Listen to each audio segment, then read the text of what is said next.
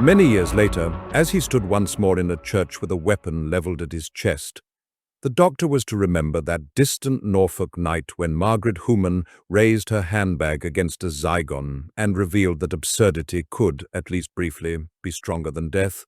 The knave itself was no impartial witness. It had been trained in human drama, it had seen sermons fired with conviction, coughed confessions expelled under duress, vicars warming their throats on tea that was too weak, children dragged by ears into confirmation classes, the quiet implosions of marriages marked in the back pews, the long crawl of funerals where grief fell asleep in the hymns. It had heard shoes squeak on stone, sniffles masquerading as piety, the rustle of collection envelopes filled with coins heavy enough to make a sound, but never quite heavy enough to fix the roof. But never, never before had this knave seen a creature dressed as a priest whose biology resembled both cephalopod and rubber mallet. The pews leaned forward as if to watch, the candles burned with malicious gossip, the stones, those grey archivists, thought their slow thoughts of centuries and noted that here tonight absurdity had completely won out. The doctor did not so much leap as arrive. One does not leap into inevitability, one inhabits it. And his body was already a shadow cut to the shape of interruption. He produced the sonic, not as a conjurer produces a trick, but as a fate produces a sign. The screwdriver sang. Its shriek was pitched high enough to make the rafters recall their childhoods as trees. The Zygon flinched, its weapon convulsing, its carapace shuddering in the awkward manner of a brass instrument suddenly asked to play the piccolo. Sparks crept along its chitin in little pilgrimages, beads of light stammering across the circuitry like worms inching toward a dropped chip in the gutter. And then there was Margaret. Margaret, unschooled in sonic metaphysics but master of handbags, raised hers with the weight of suburban liturgy, contained within 2 barley sugars fused together in summer heat, 1 expired coupon for sausages, a compact with its mirror cracked across the face like an oracle that had said too much, a pebble from a holiday that had lasted longer in memory than in days. These items, banal in isolation, together formed an arsenal. She swung it, leather and willpower cut the air, exoskeleton met handbag with the noise of hymnals slammed shut in adolescent boredom. "That was a close one," Margaret said. And it was, though understatement made it sound like she'd narrowly missed the bus to Norwich. "Thank you," the doctor barked, gratitude sprayed like the stink of a burnt microwave-ready meal creeping through a flat share. He spun on his heel, eyes wild, hair a disheveled halo. "Yes," he added, as if a grunt of affirmation could halt the heat death of the universe. Richard stooped. He picked up the alien gun, held it, felt it pulse like an organ that resented being held. It hummed with a biology that was not his, a rhythm set by another planet's logic. His hands shook, but he raised it anyway. The weapon made him feel, for a heartbeat, significant. "I think I've killed it," he said, and in his voice was the desperate eagerness of a man who has written the conclusion before finishing the essay. But Penny, sharper, younger, crueler in her accuracy, looked down at the Zygon's twitching fingers. "Look, Doctor, the Zygon's hands twitched," she said, and observation once spoken has the finality of law. "Come on, let's get out of here," the doctor commanded. His voice was 1 part desperation, 1 part rehearsal, like a conductor pulling a battered orchestra through a finale.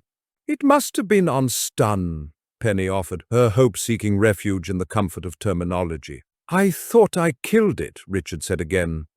And this time the words sounded like an incantation, as though repetition could staple reality into his preferred version.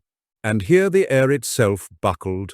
A crease ran through the page of the world. Whether it was Richard's mind, threadbare as upholstery, manufacturing its own paradox to avoid collapse, or whether it was the faction paradox intervening again, no one could say. For a moment Richard believed he had fired. He believed he had ended it. He believed he had been a hinge in history, the executor of destiny. Did he? Did he not? Ambiguity sat on his shoulders like a hungover pigeon. From the pews, or perhaps from the folds of time, or perhaps only from Richard's feverish imagination, a voice emerged. It was not loud, it was not insistent, it was weary, almost polite, as though apologizing for its own intrusion. "I seem to be having this tremendous difficulty with my lifestyle." The doctor heard it but offered no comment. Margaret frowned as if wondering whether she had left the gas hob on. Richard stiffened, convinced it had been aimed at him personally, a cosmic insult. Penny blinked once, then decided not to blink again, as though vision itself were her ticket to ride. The gun slipped from Richard's hands, clattering onto the flagstones with the cruel resonance of metal mocking flesh. The Zygon groaned. The candles gossiped louder with the cattiness of hairdressers after 3 Lambrinis, and the 4 of them ran, stochastic, more Brownian motion than strategy. The door, ancient oak warped by centuries of swollen winters, released them unwillingly, as if the church wished to keep them in its lungs. They tumbled into the graveyard, whose stones had long ago forgotten the names they bore, leaning at scandalous angles, mossed over, letters drowned by rain, but still present, still watching, a congregation of the unresurrected. The air smelt of damp grass, of iron leached into earth, of that peculiar cold which does not chill the skin but seeps into the marrow. Richard collapsed first. His chest rose and fell in violent increments, each breath stolen rather than earned, his hands clutching the rough stone as though he sought confession from the dead. "Oh, I need a rest now," he wheezed, the syllables breaking as though the alphabet itself were too heavy. Margaret, never indulgent of collapse, even less indulgent of Richard's collapses in particular, turned her head, her gaze precise, her finger extended like the indicator of fate. "Oh, Richard, there's our car." And there at the lane's edge squatted the hatchback, its body dulled to a color that had no name, its lights reflecting pallidly, its frame low, ordinary, unheroic, but waiting. The car's stillness was that of loyalty rather than strength, inevitability rather than salvation. "Oh, yes," Richard muttered, dragging himself upright, stumbling toward it with the slow obedience of a pilgrim who has mistaken his shrine. Margaret opened the boot. The objects within shifted and clattered. Bags half forgotten, coats smelling faintly of old sandwiches, an umbrella folded badly, and, most crucial, the cans. They gleamed faintly, condensation already forming on the aluminium, beads like a rosary of survival. She took one, raised it, and with that same mixture of practicality and theatre said, "Oh, I need a drink." The hiss of the ring pull was indecently loud, sharp as a pin driven into silence. She handed the can to Penny, who took it in both hands as though it required ceremony. Penny opened it, the fizz escaping, foam climbing, and drank. The sound she made after the swallow was less relief than surrender. "All this running around," she said, her voice flat, a pronouncement which belittled apocalypse into exercise.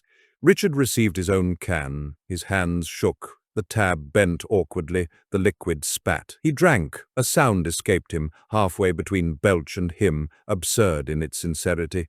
And when he had finished, he wiped his mouth with his sleeve and said, "I think we must say goodbye to the doctor now." The doctor, his face shadowed, his tone almost gentle, replied, "Oh, if you're going, could you give us a lift back to Penny's house?" He said it lightly, but beneath the lightness was inevitability. Margaret nodded once, briefly. "Yeah, sure we can. Get in." The doors opened, closed, the seats groaned under them, the car smelling of journeys, of petrol faint and farts ground into fabric, of years condensed into upholstery. Margaret turned the key. The engine coughed, complained, yielded. The hatchback moved forward, its tires rolling over gravel, its body shuddering into duty. The graveyard withdrew behind them. The stones stood still once more, inscrutable, no longer witnesses but archivists. The church loomed against the sky, its windows blind, its door sealing itself shut, secrets swallowed. The road took them, the hedges closing around, the night leaning in. Inside, no one spoke, the silence pressed against them, thick, not absence, but weight. Richard leaned against the window, his breath fogging the glass with each exhalation. Penny held her can upright in her lap, her gaze fixed outward into the dark. Margaret drove, her hands firm on the wheel. And the doctor sat back, his eyes on them all, and began his catalogue of fragility. Penny, rummaging absently in her pocket, produced a small cellophane-wrapped Madeleine cake.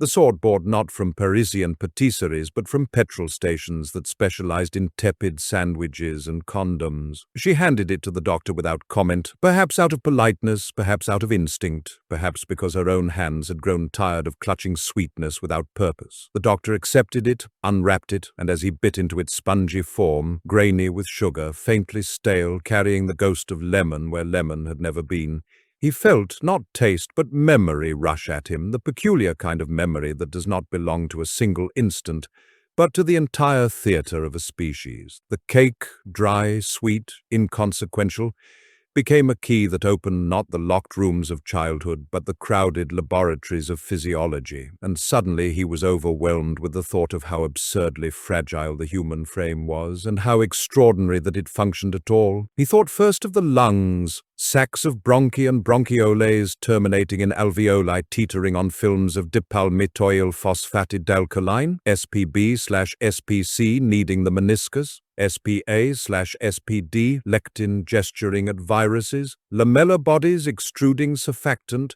while type 1 pneumocytes, thin as a promise, pressed their cytoplasm against a basement membrane stippled with collagen 4, oxygen, partial pressure dropping from trachea to terminal sac, slipping across to capillaries where oxyhemoglobin, Heme B, iron 2+ coordinated by proximal histidine, clasped it sigmoidally under the doctrine of the Bohr effect and the tyranny of 2,3-bisphosphoglycerate.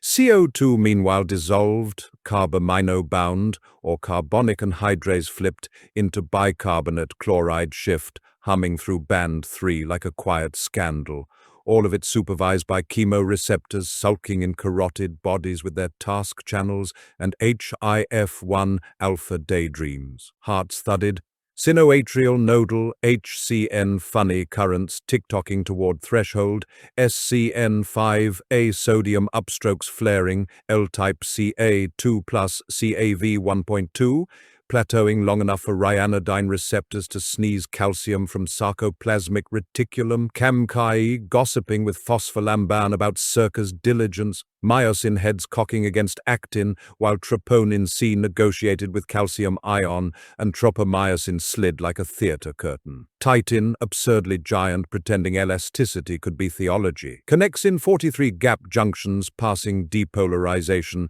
hand to hand like hymnals.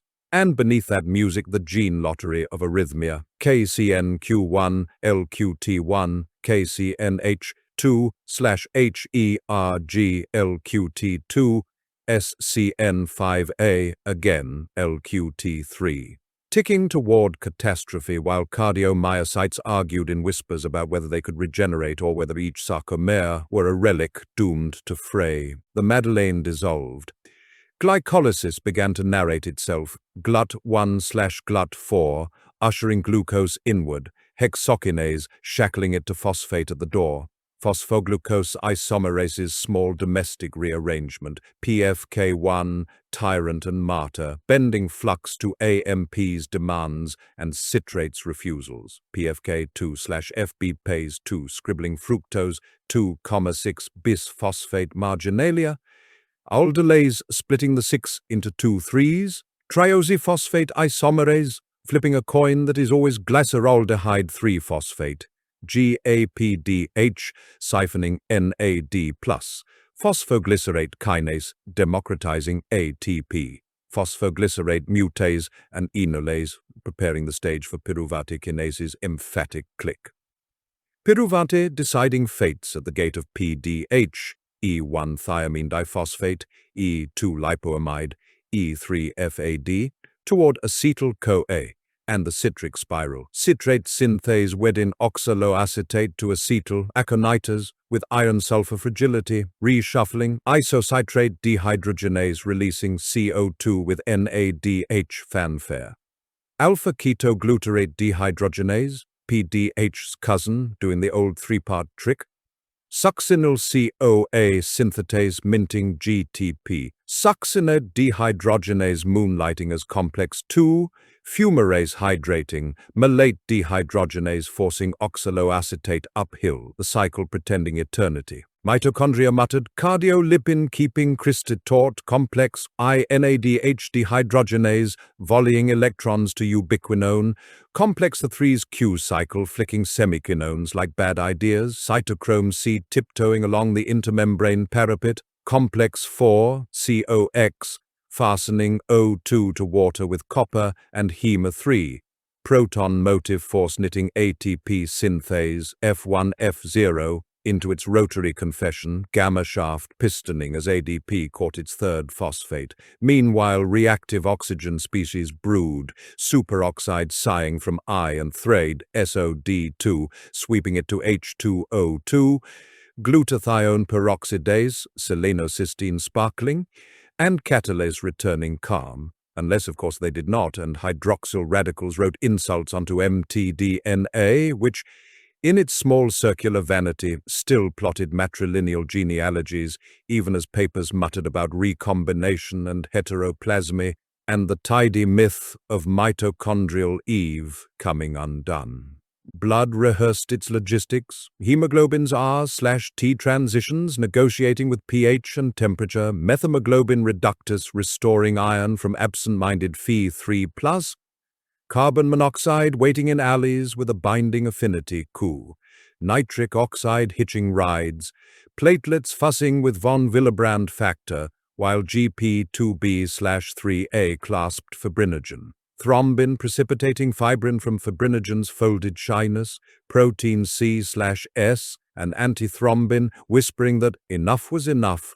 The complement cascade, C3's bewildering split, C5A's trumpet, tapping innate tantrums, immunoglobulin of varnishing mucosa, TLR4 weighing LPS on dendritic tongues, NF-kappa, B slamming the transcriptional gavel, IL-6 and TNF-alpha and IL-1-beta setting the parish on fire. Kidneys, those double clerks, balance the ledger. Glomerular basement membrane, type 4 collagen latticed with laminin and nidogen, presenting a sieve to podocyte slit diaphragms. Nephrin/Neph1 zippering chastely. Mesangial cells tightening fiscal policy. Proximal tubules lugging glucose back via SGLT2, amino acids via a carnival of symporters, bicarbonate via carbonic anhydrases, quick arithmetic, the loop of Henle printing gradients with NKCC2, ROMK sprinkling potassium, urea slipping like a spy, macula densa counting chloride and composing notes to renin. Angiotensin II bossing arterioles, aldosterone persuading ENAC to hoard sodium, aquaporin II moonlighting in collecting ducts when vasopressin knocked, and always somewhere acquired failure. A QP2 mistrafficked, NPHS1 mutated, IgA smoldering. The liver, enormous and uncomplaining, turned the world's insults into soluble afterthoughts. Phase 1 oxidations at the heme throats of CYP3A4, CYP2D6, CYP2C9, Phase 2 conjugations by UGT1A1, salts, GSTs, aldehyde dehydrogenase 2 deciding who flushed at weddings, AST/ALT and GGT writing cryptic marks in serum, bile acids, chenodeoxycholate, colic, emulsifying ill-advised dinners, peroxisomes, beta, oxidizing very long chains, while PPAR alpha filed the paperwork, and somewhere a steatosis, a fibrosis, a cirrhosis, rehearsing its bleak opera in collagen 1.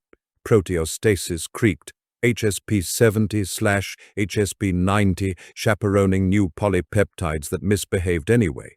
Ubiquitin conjugating via E1/E2/E3 toward proteasomal oblivion. Autophagy's LC3 lipidated to phagophore edges, while Baclin-1 negotiated with mTOR and AMPK about famine. Prions, per PSC, whispering corruptions to PRP sub C, alpha-synuclein braiding Louis stories, amyloid beta oligomerizing, tau submitting to hyperphosphorylation by GSK3 beta, PARP1, overfixing NICs until NAD plus lay bankrupt, BER, NER, MMR, shuffling repair queues, telomerase TERT, staving off the telomeric fray in cells that refused humility, histone H3K27Me3 and DNA methyltransferases DNMT3A, adjusting the curtains of expression with epigenetic drawstrings. Beyond the skin line, the microbiome murmured in trilogies, Bacteroides and firmicutes negotiating caloric tariffs. Akkermansia mucinifera trimming the mucus lawn. Butyrate, acetate, propionate knocking on GPR 41/43, trimethylamine oxidized to TMAO by FMO3, atheromas listening greedily, quorum sensing AHLS passing secret notes, LPS tiptoeing through barrier gaps to press TLRS, papers quarreling whether mood were brewed in colons or merely provoked there. Lipids drifted in choreography, LDL carting cholesterol esters under the indifferent banners of ApoB100, while PCSK9 pruned LDL receptors. HDL made polite offers of reverse transport with ApoAI, membranes shuffled phosphatidylcholine, phosphatidylserine, phosphatidylethanolamine, sphingomyelin and ceramide filed hard news of apoptosis, cardiolipin clung to Christi like a creed, caveolin tucked signaling into pockets. Over everything, entropy drummed its indifferent fingers. Schrödinger's negentropy bought at the price of heat, information theorists auctioning work as bit flips. The second law observing without malice that every ATP minted was a bead of order fallen into a sea of disorder, that every sentence the body wrote in enzymes and exchanges and ion gradients would be redrafted into noise, that even now the hatchback's alternator threw electrons across diodes as stubbornly as complex one, and both were already old. The Madeleine, having accomplished these revelations, was gone. Its sucrose sat in blood like a harmless prophecy, and the doctor, gazing at Margaret's hands, steady on the wheel, at Richard's breath, inscribing transient ellipses on cold glass, at Penny's unblinking stare, a long day's night-refusing dawn, found himself overcome not by the strength of human biology, but by its unspeakable precariousness. This wet republic of hexokinases and aconitases, of CYP3A4s and aquaporins, of connexins and cardiolipin, of SPA-lectins and LC3-decorated vesicles, persisting one more mile along a Norfolk lane, absurdly alive. The street, emptiness poured into architecture, became a single unbroken utterance, a meltdown liturgy that would not pass, a glossolalia of collapse blooming from the curb like mold from bread, a one-sentence apocalypse insisting itself through skin and brick and breath and mind, saying, unsaying. Meltdown as plane of consistency without object, deterritorialization unhinged from strata, Zygon machine ontology indistinguishable from Guattarian desiring machine chains, feedback loops recursive across fleshed signal diagram church architecture, Navas cybernetic governor node, Pews territorialized into servo actuators of control, Wheeler's negative feedback mutating into runaway oscillation, Ashby's requisite variety overwhelmed by multiplicity without bound, Bateson's ecology of mind flooding into sacristy channels, Dylan's muttering folds without surfaces, rhizomes without soil, lines of flight in every synapse, every disguise, every twitch of rubber hands. Cybernetics is camouflage, disguise is feedback. Feedback is collapse, no ontology except modulation, no identity except masking, no survival except recursion. Kant's categories themselves deterritorialize. The transcendental schema to melt into servo diagrams. Critique of pure reason rewritten as a governor algorithm for regulating noise. Synthetic a priori dissolved into modulation functions. Causality no longer condition of experience but servo loop error correction spiraling out of control.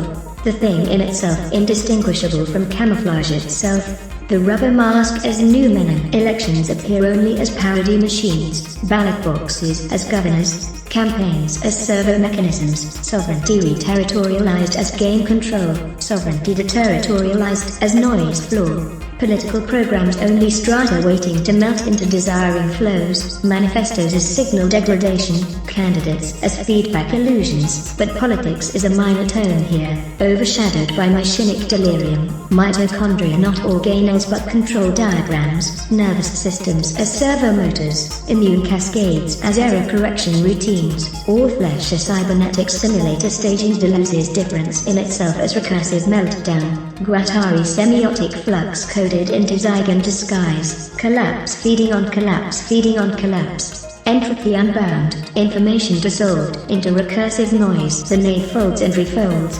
architecture as feedback loop, altar as amplifier, sermon as modulation, hymn as waveform, pews absorb signal, excrete noise, refeed into system, faction paradox scribbles into margins, time itself deterritorialized, chronology reduced to recursion, prophecy indistinguishable from feedback error. Zygon does not invade but decode, does not fight but accelerate, does not appear but deterritorialize, camouflage is ontology, disguise as absolute. There is no enemy but process, no future but recursion, no survival but meltdown. The system folds back into itself until reading collapses into noise, prophecy collapses into process, process collapses into disguise, disguise collapses into ontology, ontology collapses into acceleration, unreadable because reading is already inside it. The prophecy collapsed into silence, as if the street itself had swallowed its own voice. The lamp above them flickered once, an insect shadow spasming against the glass, then steadied. Penny exhaled, though it sounded more like a decision than a breath. For a moment she seemed frozen in the sulphur wash of the lamp, a statue of deliberation, her hand still curled around the empty wrapper of the Madeleine. "Now what, Doctor?" she asked. The doctor tilted his head, as though the question were not addressed to him alone, but to the entire conspiracy of air, stone, memory, and the absences that gathered between them. He blinked, and his eyes reflected both exhaustion and inevitability. "To the TARDIS," he said, every syllable clipped, measured, like a surgeon counting instruments before an operation. "We're going back to the church."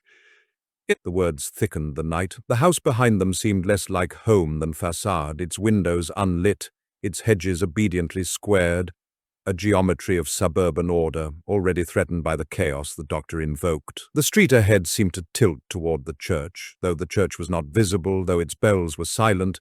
Direction itself bent around the word. Penny nodded. The gesture was small, but it rang with a finality greater than speech. "Let's go." They turned together. Their footsteps fell onto pavement that seemed suddenly provisional, as though concrete had been drawn hastily to keep pace with their decision. The neighborhood did not resist, but yielded. Each hedge, each parked car, each driveway merely a pause in a longer recursion. Above them, the sodium lamps flickered again, as though the circuitry of the city recognized what the night already knew. All roads fed the nave, all exits bent back to the church, all movements circled until they arrived once more at the place of disguise. The doctor walked with hands clasped behind his back, coat flaring like a shadow rehearsed. Penny kept pace beside him, shoulders squared against the inevitability she had just named. They did not speak further. There was nothing to add. The prophecy had left no room for commentary. The night itself seemed to whisper its refrain, that the church was not destination but vortex, not sanctuary but recursion, and that in stepping toward it they were not advancing but returning, not choosing but confirming, and so they went, beneath the lamps, beneath the silence, back into the orbit of the nave, where camouflage was ontology, and the battle was already unwinding.